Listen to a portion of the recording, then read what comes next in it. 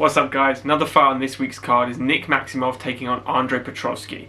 It's an interesting fight and both guys don't have a lot of experience, but we'll see who comes out on top.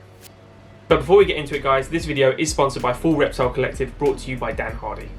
Head over to their website at fullreptile.co.uk where you can find anything from training gear, t-shirts, hoodies, all the way to coffee. For an exclusive 10% off, use Dan Said So at checkout.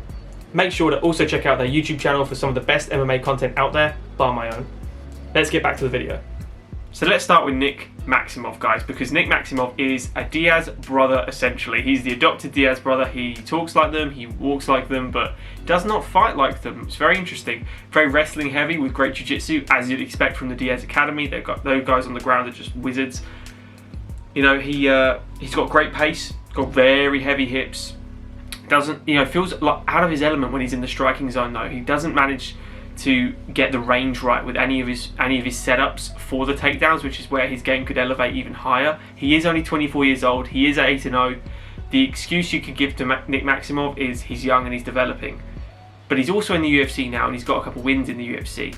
He has not faced the greatest opposition, but you can use that against Andre Petroski here. It's a weird matchup here because you're giving someone a good fight that's coming off a really good win against Puna Soriano, where obviously he blew his knee out, I think, in the first round. It was a very competitive fight. It was a split decision win for Nick. I thought Nick did win. I thought he won the fight. I don't think it should have been a split, but Puna, you know, showed him some real trouble, especially on the feet, looked worlds apart.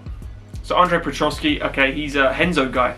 Very good on the ground as well. Good jiu-jitsu, got a lot of submissions on his record, a lot of knockouts as well. A lot of ground and pound knockouts. Normally uses Kimuras or arm traps to pin someone down so where he can land the ground and pound and do some heavy damage, getting a tongue twister there.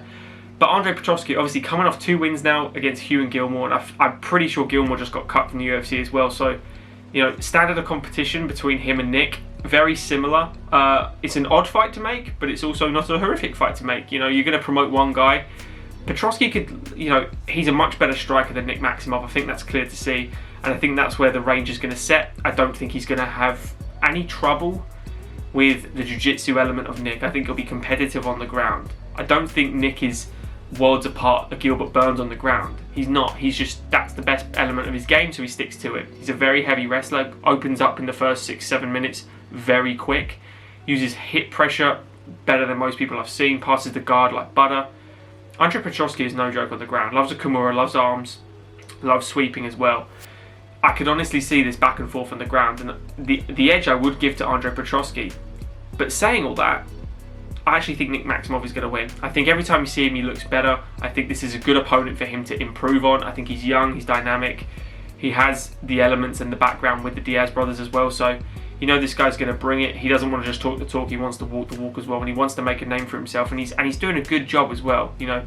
So guys, I'm edging towards Nick Maximov. I think Petroski can win. He needs to set up that right hand. He needs to implement his striking game and find that range, and not be wary of Nick, you know, trying to take him down, because don't wait for that. Just accept it. You've got good enough jiu-jitsu to get back on your feet as well. So, or play with him on the ground as well. You know, you can make it competitive and you can make it a grappling match.